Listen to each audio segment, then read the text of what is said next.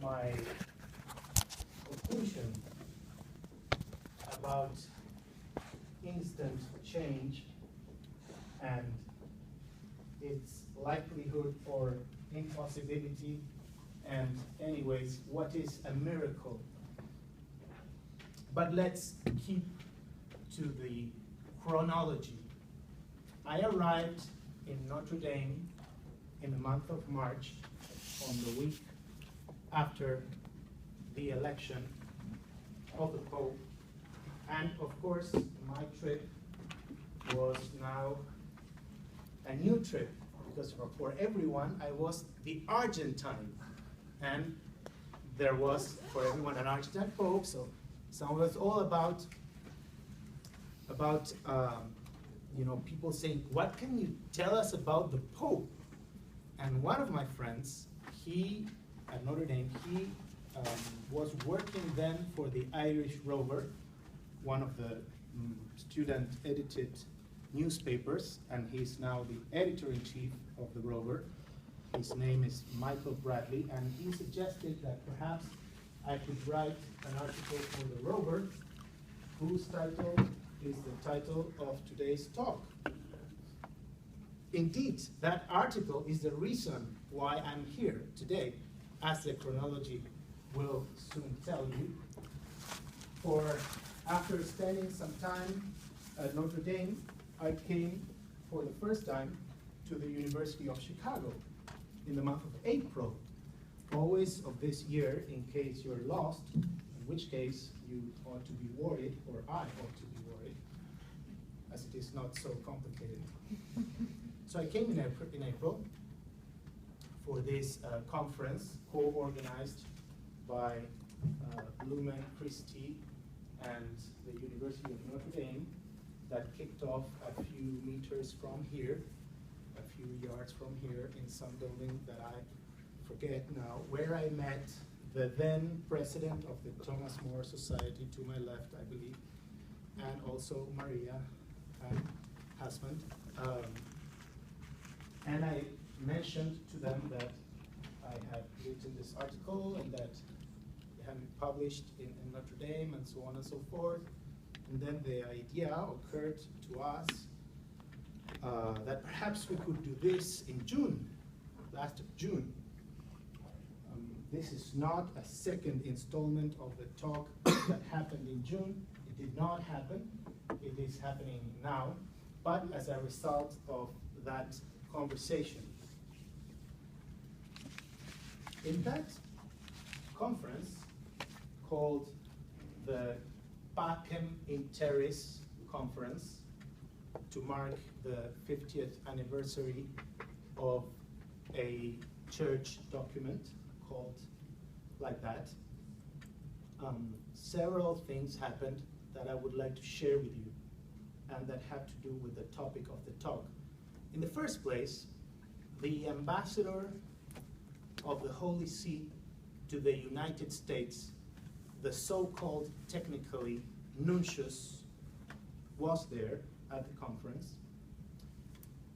He is, in case you don't know, the person who said, no, he's not, sorry, I was going to say a mistake. I'll come to that later. Right, so this person, Monsignor Vigano, the ambassador, who is, I believe, but I'm not sure, in Washington, D.C., but was here for the conference. I was going to say he approached me, but that wouldn't be true. I approached him and I gave him a copy of the Rover article, and he said, "Oh, how interesting. Why don't you tell me something about the new Pope? Because we don't know a thing in the Vatican." So this was the strange situation where I was like briefing the top officer of the church in the United States about the Archbishop of my city, which tells you a lot about the man. It tells you that the man wasn't in the radar of most top people. Now, another top guy who was there, and the one I was confusing with, is the one who said "Habemus Papam" from the window with a very shaky voice, which I learned here in Chicago, he has as a consequence of a health condition. And he said the name, but because it was shaky, also we couldn't understand. It was in Latin too. You know, they translate the name from Spanish to Latin, then to English. Well, anyway, this Cardinal Toran from France, he turned 70 during the conference. Now bear in mind the conference took place very shortly after the election of the Pope. The Pope called him on the phone to Chicago to say happy birthday to this Cardinal, whom I would bet he met in the conclave for the first time. I don't know that though, but I imagine. So this Cardinal was very moved, and he was telling everyone in the corridors. Second day of the conference wasn't here at your school, it was in a hotel in downtown. He was very moved, very moved. Here's some stories about the Pope. You probably heard many, many stories. Only today or yesterday, someone was telling me the story of an important professor here in the US who wrote to the Pope, and the Pope sent him an email. I don't know, there are all sorts of stories of personal contact. So here you have a person who is not an academic Ratzinger or even an academic Wojtyla, but he has this very, very, very one-on-one thing.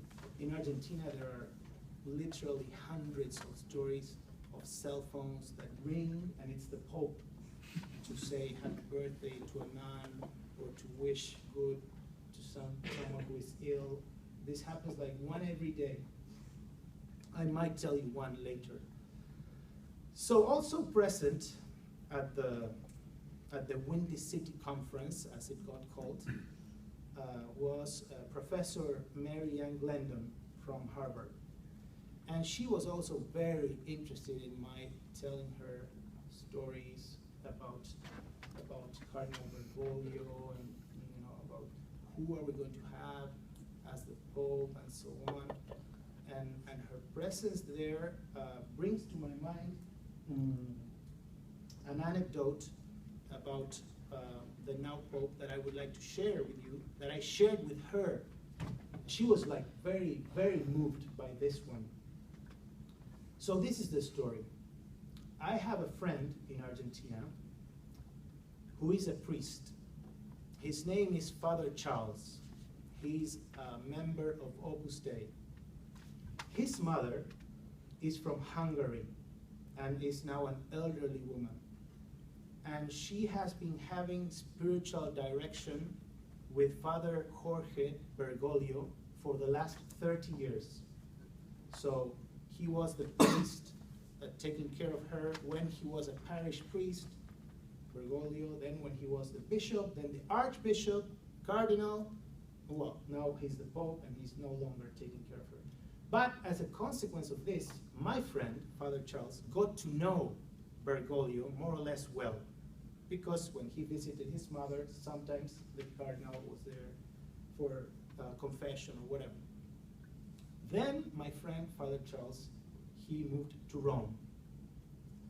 And one day in 2009, as I was in Rome, Father Charles told me, you know who was here last week? Cardinal Bergoglio. And he told me this story that I mentioned to Professor Glendon here. The story was that they invited Cardinal Bergoglio for dinner to the headquarters of Opus Dei in Rome, where the founder of Opus Dei, Saint Josemaria Escrivá, is buried. And the Cardinal said something that is true even today. He said, I would decline the dinner invitation, but I would like to go and visit with you and pray before the remains of the saint, which he did. And he said, I tried to avoid dinner invitations, which he does now. I don't like people spending money in me, events, etc. And sometimes I have to accept, because people will think ill, but because you are friends, I know you will understand, I won't go. I'll go later, so that you have a normal dinner, which I think is something very nice that he did. Although, it could be misinterpreted as. So he goes, he meets the relevant people there, and then he goes to pray. And here comes the meat of the story. They kneel in this little church in Rome before the remains of the saint, and my friend Father Charles is kneeling next to him. He looks at his watch and he thinks we will leave in 5 minutes or something, I suppose. And Cardinal Bergoglio stays there praying in silence for 45 minutes, non-stop. So this is also the man who is the Pope. A person who can spend without, in a totally improvised way, 45 minutes praying in silence, that you might think, well, of course, every cardinal does that and must do that, but I wouldn't ask, just in case if it's like the normal thing to do a 45-minute. Well, what next? Next is Rome. Okay, Rome. So I went to Rome in May. We do February, March, April. We are now in May. We have in Argentina a patroness of the country, Our Lady of Luján. Luján is a small town where people go in pilgrimage and pray, and there is a very small image, it is more or less this size, of Our Lady of Luján with the colors of the Argentine flag on her dress and so on and so forth. And I was in Rome on the 8th of May, the feast day of Our Lady of Luján. So for the first time in history, an image of Our Lady of Luján was brought to the main altar of St. Peter in the square outside. The audience was outside in May, nice weather. Packed, they said there were around 150,000 people. There were two versions of the assessment of this. One version was, this is the first time in history that a pope holds his weekly gatherings and so many people come. This is totally unprecedented. The other version goes that this happened a few times during John Paul II's early years. In any case, it hasn't happened for many years, and this, which was true on May 8th, has been true all throughout until last week. Every Wednesday, 100,000, 200,000, 150,000 people go and gather, and Anyway, this time they put the Virgin there on a table. Maybe it wasn't an altar, I don't know. And he came in, nice. He comes in with his, as we say, the Papamobile, the Pope car, and instead of coming to the altar, I was actually up there in the Sacrato of the Basilica. The embassy of my country had given me and my mother, who was with me, very good tickets, but he didn't come to where we were. He went to the very far end of the square where people had been standing for hours and couldn't see a thing. And he entertained them for half an hour, because he arrived in the square 1 hour prior to the talk. And he was back there like for half an hour coming, going. He stopped to greet people and kiss babies more or less 50 times. Well, eventually he arrived and he lit a candle to Our Lady. As I said to you, this was the first time that this particular image was in display there. After the talk he gave, there was a line of people, of important people who came to say hello, and I wasn't far and I wasn't important, so I wasn't in the line, so I could see what was going on. And what was going on tells you something else about the new Pope, and that is how informal he is, but not in the derogatory, pejorative sense of informal that the English word conveys, but in the Spanish word sense of informal, that means casual, direct. People would go there to kiss his hand and ring, and he was just stretch hands, embrace them. One of the archbishops present in the line decided to give him as a present his own, I don't know, how do you call this little hat? Anyone knows? Well, good that you don't know, we share the ignorance. So he gave him his as a present, maybe moved. So the Pope took his own one and put it on the bishop's head, and put the bishops, I mean, all sorts of things, like people who care for forms and for rigor, they are scandalized with this Pope, which is exactly the opposite of what the preceding Pope would do. So, that about May. Then we jump to, if you excuse me, I will skip June and we will jump to July. In July, I taught in Kenya for the second time in a row. I spent a month there in 2012 and another month in 2013 during my summer holiday, Southern Hemisphere, teaching in Kenya, that is just in the Northern Hemisphere. I taught a class called Introduction to Law there to first-year law students. And as I was there, this has to do with the morals. One of my students, by the name of Robert Muigai, a Kenyan naturally, all of my students were African. One is tempted in a very clumsy and silly way to say African American, imagine. Not to say black, to avoid saying black. So all of them were African. I didn't have any white students, which is striking if you think of it, because there are white people there, but they go to study to the US or to England, most of them.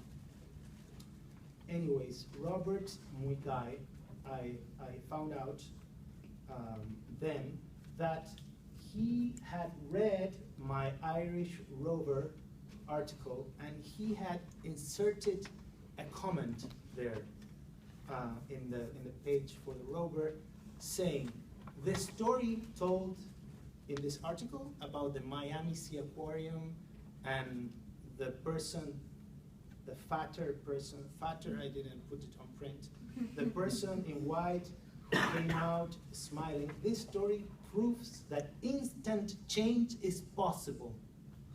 Instant change is possible. That's what my Kenyan student said. Now I will read exactly his own words where this proves that change can occur instantly. Right, which takes me to the month of October,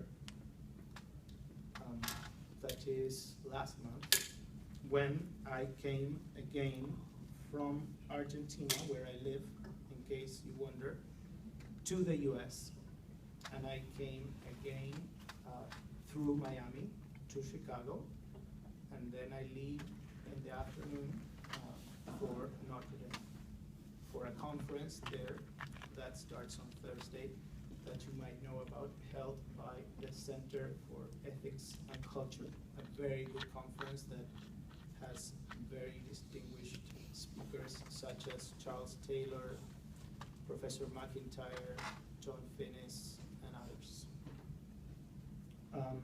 In Miami, when I told my sister, the mother of 8, that I was going to do this talk, she said, maybe you can tell them this other story that will show the Chicago students how near the Pope is to the Argentines that need something spiritually. So there is this woman in Miami, an Argentine, who is one of several Argentine women and people who live in Miami for several reasons, mostly work-related, whose father, the father of this woman, was very ill. He had cancer. This friend of my sister's was quite desperate, so in her desperation, she decided she would write a letter to the Pope, given that the Pope is Argentine, asking the Pope to pray for a miracle. She addressed the letter to the Pope, but she sent it to the office of the Nuncius in Buenos Aires. I mentioned earlier the ambassador, the Nuncius, in the US, but the Vatican has one more or less in every country. So she sent it there, and sometime later, she got a letter that she showed to my sister and was offered for me to bring here, but I didn't. Handwritten by the Pope to this woman. By the way, I saw at least 4 such letters in the last 3 months. Handwritten letters, they all look the same. The return address is Domus Sancta Marta, the home of the Pope. This perfect, very small letter, handwriting, amazing. Well, he was saying, you know, you can count with my prayers. They are all very short, very concise, but very warm. Now contrast this with my own situation when I wrote a letter to John Paul II. I wrote a letter, it was very bold of me, but now everyone does it. See, I was like a forerunner. As it happens with forerunners, it didn't work well for me, but I gave my letter for John Paul II, guess to whom? To John Paul II himself, in his hand, like this, at a gathering. And instead, I got a very courteous, formal answer from the Nuncius office. This woman sent it to the Nuncius office, and she got a letter from the Pope. So, things have changed. Some of those things have changed, no doubt about that. How are we with time? What's the form? What's that? 15? We want to leave some time for questions, right? Okay. So let me give you, by way of conclusion, some traits that have already been mentioned of our new Pope that I can tell you from my Argentine perspective. One of my good friends is a journalist. I tell this story in the Rover article. He knows the Pope very well because he's a journalist that covers religious affairs for the most important newspaper in Argentina. So he had a lot of interaction with Bergoglio. He has many stories, amazing stories. And I think the best one is when Bergoglio gave him a call, maybe 5 years ago, and said, I need to celebrate Mass in the cathedral. I am on my own. Would you care to come and be the altar server for this Mass? It'll be just you and I. So off he went to the cathedral, a 15-minute drive, whatever. And as he was changing after Mass, the cardinal, who was then a very important person in Argentina, imagine the cardinal here in the US, well, even more so because 85% of our population is Catholic. So, for example, for the president of Argentina, the cardinal is a very important person. So this is the man who said to my friend, how are you doing? Now, my friend is not American. I suppose that most Americans, to that question coming from a top guy, they give a very formal and informative answer. But my friend is Argentine, and he told him the truth. What you never do in social life here. Well, maybe that wasn't too much. Maybe you might do to your wife from time to time. So he said, you know, I'm not doing so well. I'm not doing so well. I have some pain here, and I've been told that I might need a surgery of some kind. And I said, okay, count, he said, Bergoglio said, okay, count on my prayers for that. Right. Now, my friend is what is called in Greek and in Spanish and maybe in English a hypochondriac. So he didn't have anything actually, but you know, he thought he had something. So when he met again 6 months later, Cardinal Bergoglio, he really didn't understand what Bergoglio was talking about when Bergoglio said, so, how are you doing? How is your thing, your pain, your surgery? He had totally forgotten. You see, but this man, the Pope, he didn't forget.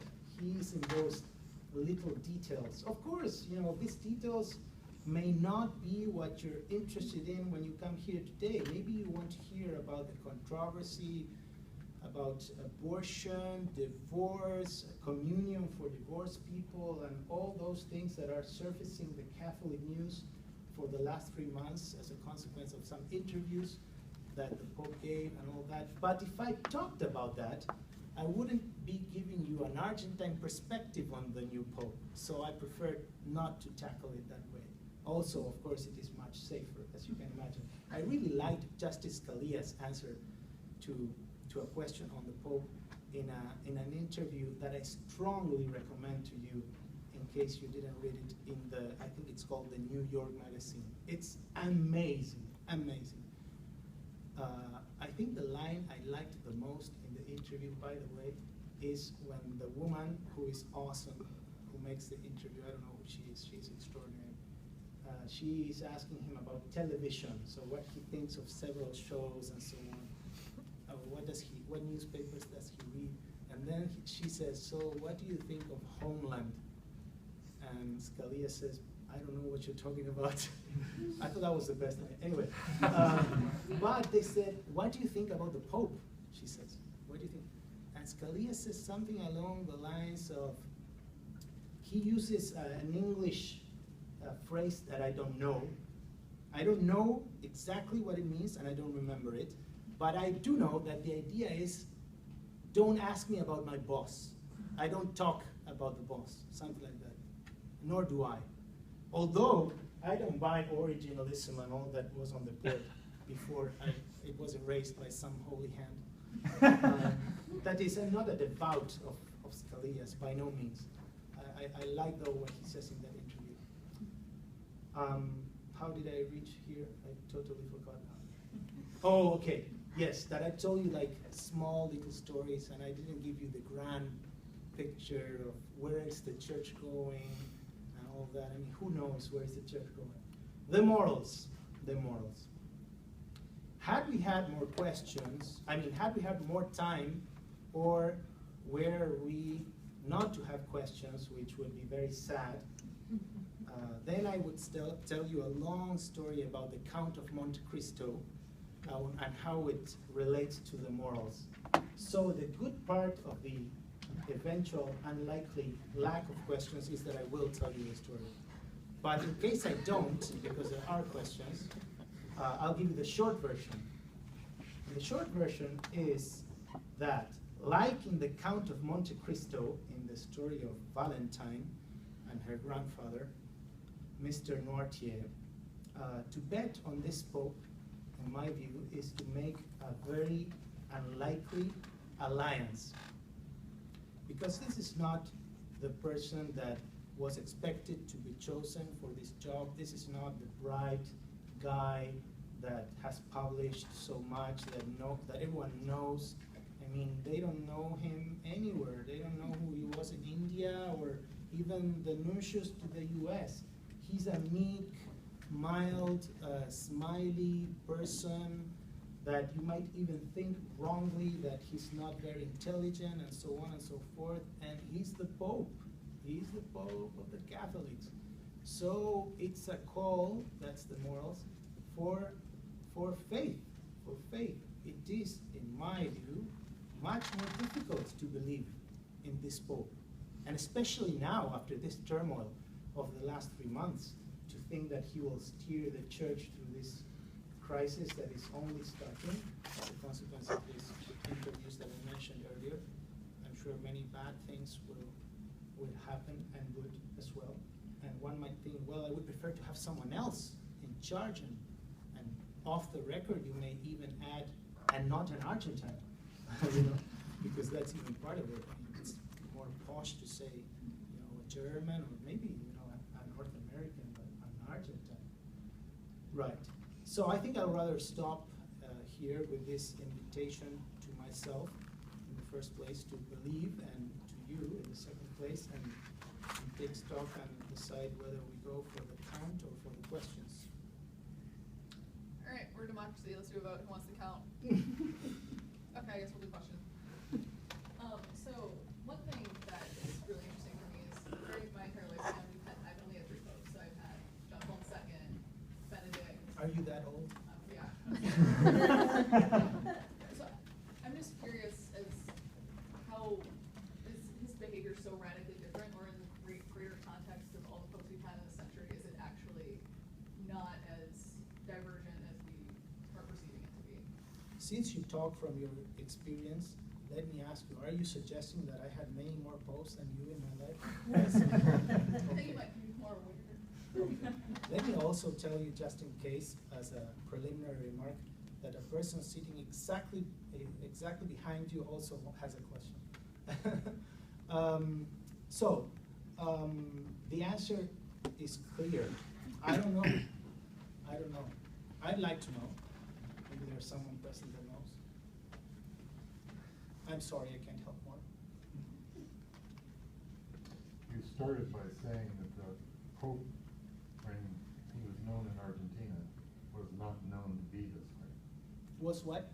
Was not known to be smiley Yeah. and friendly. Yeah. Can you elaborate just a little on that? I mean, Sure. were you totally in the dark? I mean, the way you say it Yeah. is that he completely flipped. Yeah. Okay.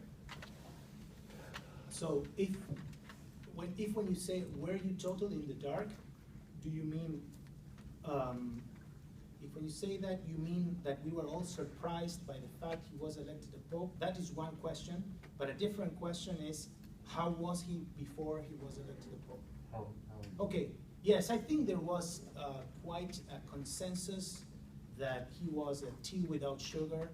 So you would go to, I went to many masses and public gatherings with him, and his rhetoric was totally not appealing, very boring. He wouldn't engage the audience. Thank God he was short, he was brief. That's what you would think when you were there. So we are really delighted now. We are very surprised. Now we start to learn that he was always, like he is now, on the one-on-one interactions, which I didn't have with him when he was the Archbishop. So maybe it was that before he was elected, before he was changed, he wasn't good for the social. He was called the monk. The monk, they called him. They didn't call him the Jesuit. They called him the monk because they thought of him as a secluded, very shy person. He doesn't look shy at all now, not at all. So I think my Kenyan student actually is quite right. I think that from time to time miracles obtain, and maybe we are witnessing one of them. By the way, the question to Scalia about miracles and why you don't see the devil anymore as you did in the times of Jesus, the answer to that question is awesome. And it has to do with this.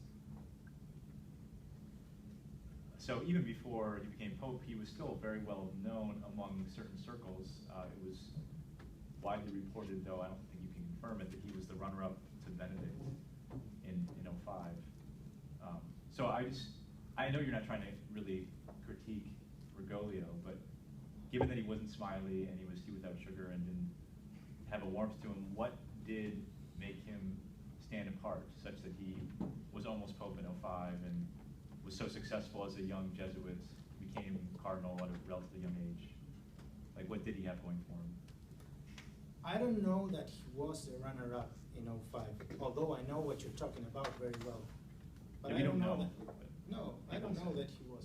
In fact, I want to think that he wasn't, as to the first remark. And as to the second one, I don't know. I mean, how can I know why he was elected the Pope? Would I have elected him the Pope? Of course not. He's the most unlikely choice. That's what I'm saying. Why did they choose him? Ask God. I wasn't in the conclave. Maybe they don't know. Cardinal George, who was present at the conference, the Chicago conference, he gave an awesome sermon at Weekly Center, I think it's called, on the conclave. But he didn't provide an answer to your question, thank God. He said, though, some interesting things, about handing the keys of Peter quickly. The cardinals and conclave, they need to deliver it as soon as they can to someone else. And he also said something magical about the freedom of the conclave to choose a person and the freedom of that person not to be chosen. So he said, we were wondering, will he accept?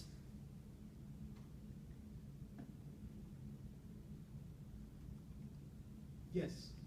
I know you didn't want to talk about more controversial issues, but does it seem to you, like having seen with Archbishop and everything, that the way he's talked about some of the more controversial issues facing the church, like abortion, contraception, things like this, have changed since he's been Pope from when he was Archbishop? His own views about that? Yeah, the way he's just, even the way he's addressing them, the way he's pointing the church as Pope. Well, when he was the Archbishop, he hardly talked about these topics. You could even say he evaded them. Abortion, contraception, divorce, etc. Gay issues. What did he like to talk about?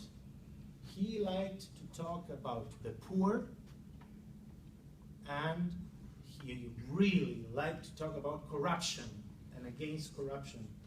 And he did really fearsome, risky things. I think he risked his life for some things he said. At some point, I thought, this guy, we will find him dead one day because he's hitting so hard. So, what people in this country would call the conservatives were not happy with this in Argentina, because the conservatives, they wanted him to talk about the right to life. They wanted him to talk about contraception and to be very clear about those things and marriage and so on. And he seldom spoke. When he did, he always said the things that the conservatives would have wanted to hear. Namely, nothing new. And I think that most of what I have said is true of these 8 months of papacy. Except that in the airplane coming back from Brazil to Rome, he gave a famous or infamous interview where they pressed him to talk about these issues in the same way the conservatives would do. But it wasn't the conservatives, it was the liberals, so to speak, journalists in this case, but with an agenda. And he gave some answers that were published widely and so on. And then, more recently, he gave an interview that was printed, unlike the one in the airplane. This one was printed, and he corrected the galleys, the proofs, he corrected things, and so on. So this, we can say, is exactly his mind about all these topics. Very lengthy, highly recommendable interview. Amazing, actually. What books does he read? What music does he listen to? Amazing. And he says, In the airplane, he says, in retrospect, 2 months later, I said some things that when I read them in the press the day after, I realized that's not what I think, because I'm not good at answering verbally. I'm good at giving a long interview. This one took many, many hours, and then I can edit it and all that. But I regret a bit that airplane thing. So I'm not answering your question, but I think this might throw some light to understanding a bit. Okay, we have time for one more question. Yes. I think of one important role that the Pope has as being someone who relates to outside governments and also to outside religions. And I was wondering if you can talk a little bit about his unique experiences in Argentina, relating to the government. We've heard a lot about in the news about what happened when in eras of corruption with the Argentine government, and also with religious communities. Because I think one of his main writings that he did as a Pope was with an Argentine rabbi, right? And I'm just wondering what priorities he might have, coming out of those experiences or unique perspectives. Let me tell you, speaking of religious communities, since you mentioned that, let me tell you a story that has recently emerged of maybe some weeks before he was elected the Pope. He went to a religious community of nuns in Buenos Aires, somewhere in the outskirts of the city, for one of those visits that bishops do from time to time. You probably know by now that he goes everywhere in public transportation. I mean, he did then. He might even do it now in Rome sometimes. So he would go by bus. He goes by bus, he comes down at the right station, but he wasn't totally sure where the nuns lived, where the convent was. So he asked at a grocery shop. He was dressed as a priest, but maybe he had a coat, I don't know. And they gave him directions, and they said, "You're going there now? Yes. Would you mind taking the bag with the grocery for the week to the nuns?" And he said, "Of course not." So he goes with the bag, the Cardinal Bergoglio. Of course, they didn't recognize him. They were very simple people. He goes to the nuns, he rings the bell, and the prioress says, "Who is this?" And he says, "I am the grocery man, the delivery."